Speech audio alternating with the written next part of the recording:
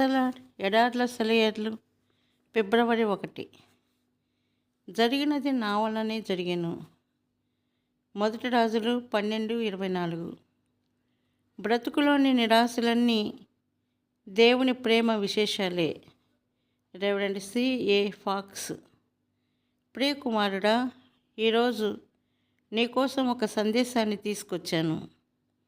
దానిని చెవిలో చెప్పని.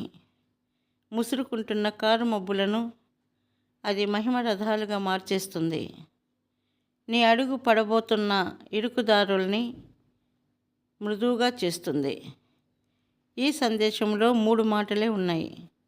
దానిని అంతరంగంలోకి ఇంకిపోని, నీ తలగడగా అది ఉపయోగపడని. ఆ సందేశం ఏమంటే, జరిగినది నా వల్లనే జరిగాను. నీవెప్పుడన్నా ఆలోచించావా? నీకు సంబంధించిన వాటన్నిటిలో నా బాధ్యత కూడా ఉంది. మిమ్మల్ని ముట్టుకున్నవాడు నా కనుగుడ్డును ముట్టుకున్నాడు. జకర్యా 2:8 స్వేచ్ఛానువాదం. నీవు నా దృష్టికి ప్రియుడవు. యెషయా 43:4. అందుకని నీకు సంగతులన్నీ తెలియచెప్పటం నాకెంతో ఇష్టం. నిన్ను శోధనలు ఎప్పుడు అటకాయిస్తాయో నీకు తెలియజేస్తాను. శత్రువు ఎప్పుడు వరదలాగా వచ్చి పడతాడో చెప్తాను. ఇవన్నీ నా వల్లనే జరుగుతాయి. నీ బలహీనతకి నా శక్తిని జోడిస్తాను. నీ పక్షంగా నన్ను యుద్ధం చేయనివ్వడంలోనే నీకు క్షేమం ఉంది. నిన్ను అపార్థం చేసుకునే మనుషుల మధ్య కష్టకాలంలో ఉంటున్నావా? వాళ్ళు నిన్ను లెక్క చేయకుండా నిన్ను ఓ మూలకు నెట్టేస్తున్నారా? ఇదంతా చేయిస్తున్నది నేనే. ఈ పరిస్థితులన్నింటికీ ప్రభువుని నేనే. నువ్వు ఇప్పుడున్న చోటికి రావడం అన్నది ఎవరి ప్రమేయం లేకుండా జరిగింది కాదు. నేను నీకోసం నిర్దేశించిన స్థానమే ఇది. విధేయతను నేర్పమని అడిగావు కదూ. ఆ పాఠం నేర్పే బడిలో నిన్నుంచాను. నీ పరిస్థితులు నా ఇష్టాన్ని నెరవేరుస్తున్నాయి. గడ్డు పరిస్థితుల్లో ఉన్నావా? నువ్వు గడించేది పొట్టకూటికే సరిపోవడం లేదా? ఇదంతా నా వల్లనే జరుగుతున్నది. నీ మనీ పర్సు నా చేతిలోనే ఉంది.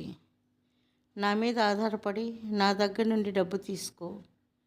నా సంపదకి అంతు లేదు. ఫిలిప్పీ 4:19. నా వాగ్దానాలను స్వంతం చేసుకో. మీ దేవుడైన యెహోవా యందు మీరు విశ్వాసం ఉంచలేదు. ద్వితీయోపదేశకాండం 1:33 అనే మాట నీ పట్ల నిజం కానివ్వకు. శోకాల చీకటిలో ఉన్నావా? నేనే దానికి కారకుణ్ణి. నేను చింతలెన్నిటినో అనుభవించాను. దుఃఖం అంటే ఏమిటో నాకు బాగా తెలుసు. ఇహలోకపు ఆదరణలు నీకు సహాయపడకుండా చేశాను. ఎందుకంటే నా వైపుకు తిరగడం ద్వారా నీకు శాశ్వతమైన ఓదార్పు కలుగుతుంది. 2 దశలోనిక 2:16-17. నా కోసం ఓ గొప్ప కార్యాన్ని తలపెట్టి ఇప్పుడు బాధలో, నీరసంలో రోగివిగా ఉన్నావా? ఇది నా వలన జరిగినదే. నువ్వు హడావిడిగా తిరుగుతున్న రోజుల్లో నీకేదైనా చెప్పాలంటే సాధ్యపడలేదు. నీకు కొన్ని లోతైన అనుభవాలను నేర్పిందామనుకున్నాను. ఊరక నిలిచి చూస్తుండే వాళ్ళు కూడా తమ ధర్మాన్ని నిర్వర్తిస్తున్నవారే. నా సేవకుల్లో గొప్పవాళ్ళు చాలామందిని పనిచేయనివ్వకుండా కొంతకాలం అలా ఉంచాను. తద్వారా ప్రార్థన అనే ఆయుధాన్ని ఉపయోగించడం వాళ్ళు నేర్చుకున్నారు. ఈనాడు నీ చేతుల్లో ఈ నూనె పాత్రను పెడుతున్నాను. ఉచితంగా దాన్ని వాడుకో. నీకు ఎదురయ్యే ప్రతి పరిస్థితిని, నిన్ను గాయపరిచే ప్రతి మాటని, నిన్ను సహనం కోల్పోయేలా చేసే ప్రతి ఆలస్యాన్ని, నీ బలహీనతని, నువ్వు గ్రహించిన ప్రతి సమయాన్ని ఆ నూనెతో అభిషేకించు. అన్ని విషయాల్లోనూ నా జోక్యాన్ని నువ్వు అర్థం చేసుకున్నట్టయితే నీలో కలుక్కుమనే బాధ ఉండదు. ఇది నా వలనే అన్నాడు రక్షకుడు. వంగి నా నుదురు ముద్దు పెట్టుకున్నాడు. నిన్ను ప్రేమిస్తున్న నాడే దీన్ని చేశాడు. నన్ను నమ్మి ఇప్పటికి ఓపిక పట్టు. నీ అవసరాలు తెలుసు నీ తండ్రికి. నీకు దొరకని వాటి కోసం బాధపడకు. నేను పంపేవే నీకు క్షేమకారకాలు. నీళ్లు నిండిన కళ్ళతో వేడుకున్నాను. ప్రియ ప్రభు, క్షమించు. గ్రహించలేకపోయాను.